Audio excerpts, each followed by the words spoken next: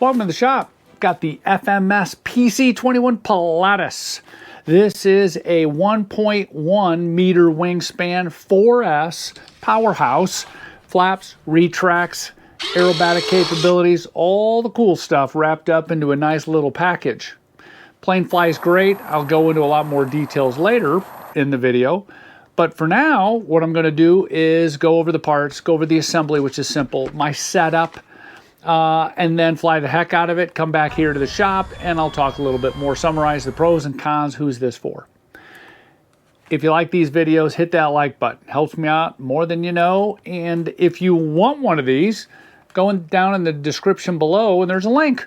That'll take you to the FMS website where this plane is. Use my discount code, 10% off discount code. And right now, in November 2025, these things are on sale. So you could get yourself one of these at a relatively low cost. Anyway, all right, let's get into parts and assembly setup. Stick around. This is a very simple part list, per se. It goes together super fast, as you'll see. The foam, everything on it felt light. This is an incredibly light airplane. Really no fuss as far as on the the assembly. I will say as far as all the hinges are foam, landing gears are lightweight, the tires are hard. Battery compartment, simple. It's just a Velcro setup with those crummy straps, which I really don't like. But all in all, it's it's a screw together construction. Paint looked good. Decals look good. It really pops in the air as far as you can't miss that red color.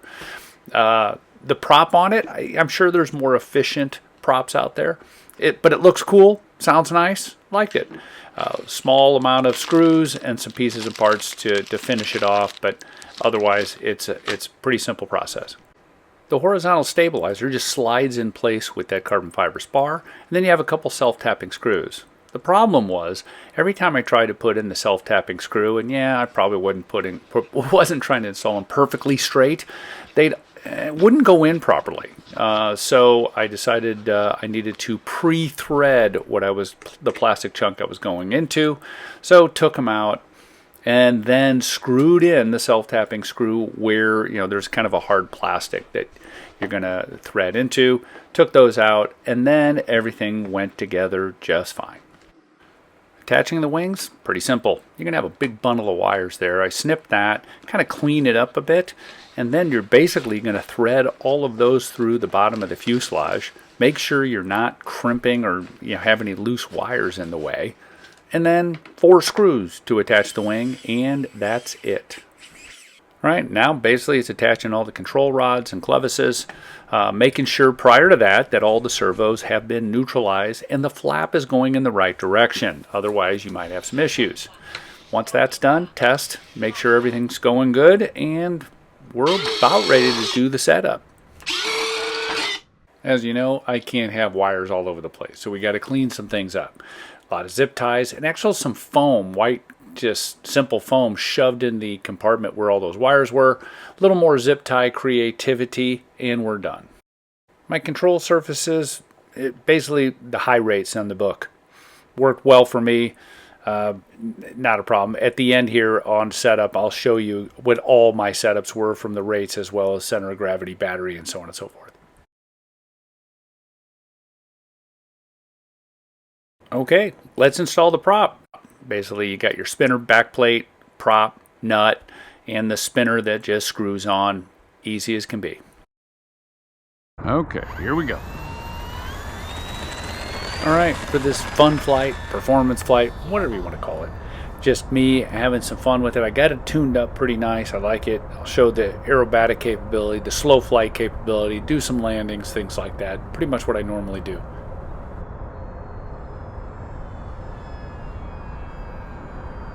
Nice, easy flyer.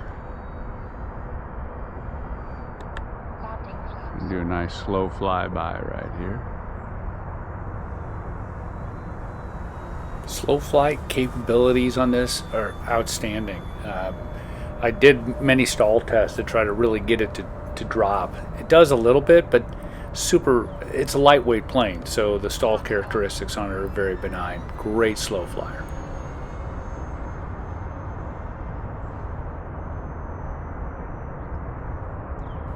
4S power system, no problem with. Great vertical. Time remaining 5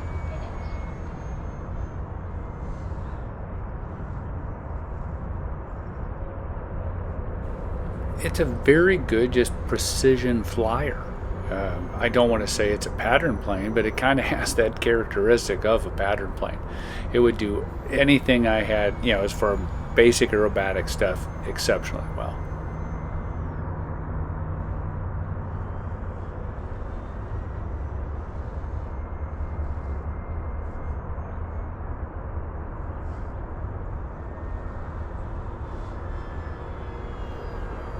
Landing flaps gear down.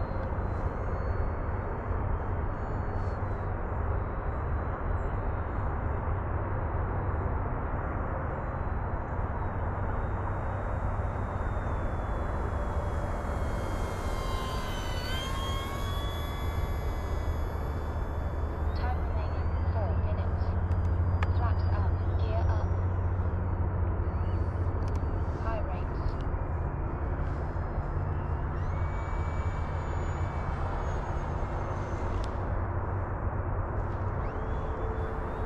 A fun little tumble, why not, right? The plane will do it, have fun with it.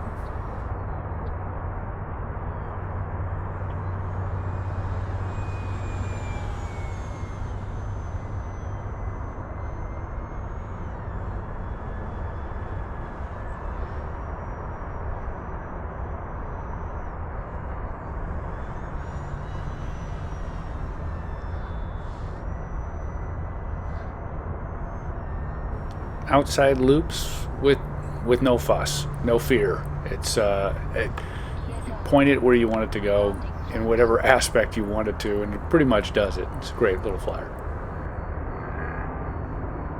Time remaining 3 minutes.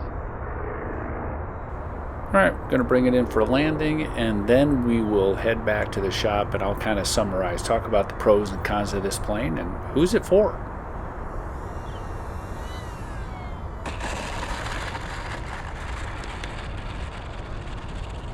All right, welcome back. All right, I'm going to talk about a couple things. Parts, assembly, I'm going to talk about the flight performance, and then who's this plane for. From a parts and assembly perspective, I mean, out of the box, looks great. There weren't any damaged pieces. Everything went together super smooth. As you saw, the assembly is a couple screws on the wings, couple screws on the tail, and you're done. Put the prop on and go. Right? So not a problem. Everything went together great. Obviously cleaned up the inside of this a little bit, put that foam over the area where there's some wires because I just don't like all the wires. But other than that, man, I tell you what, the setup and such were simple. Using the stock rates for high gave me all the performance I wanted. My 4S 3300 pushed all the way up where you see that picture there, and that was it. We're done. Most important thing with these is how the heck do they fly? And as you saw, there's just something simple and smooth about this plane. Did it break speed records? No. I got up to maybe 76 miles an hour with my GPS module. If you put a different prop on, it's going to be a lot faster. A prop like this isn't the most efficient, but it sure does look cool. And let's be honest, sometimes that's okay. Just to have a cool looking plane, that's what it's about. Performance, though, this plane didn't lack anything on the verticals. Didn't lack anything on, the nimbleness of it as I flew around. But also, what I think is very important as far as who's this plane for, it could also fly incredibly slow. You put full flap on and just mosey around, and it doesn't have any bad habits. And that's not the most common thing on all these planes, right? You want a plane that will perform well, but also be able to slow down and just cruise around and have fun without dropping a wing and crashing into the ground. So from that perspective, I really enjoyed flying the plane. It flies very well, both from an experienced pilot as well as a newer pilot. So the question of who is this plane for? Look, I mean, I do think that this is that next level plane where you say, look, I'm flying from a asphalt runway, because the way the nose gear is, I wouldn't fly it off grass unless it's really great manicured grass.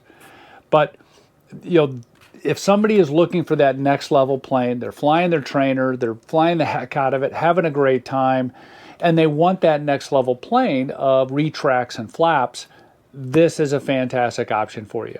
It flies fast enough, it does all the aerobatics, and it's forgiving. It will fly slow. It will land slow.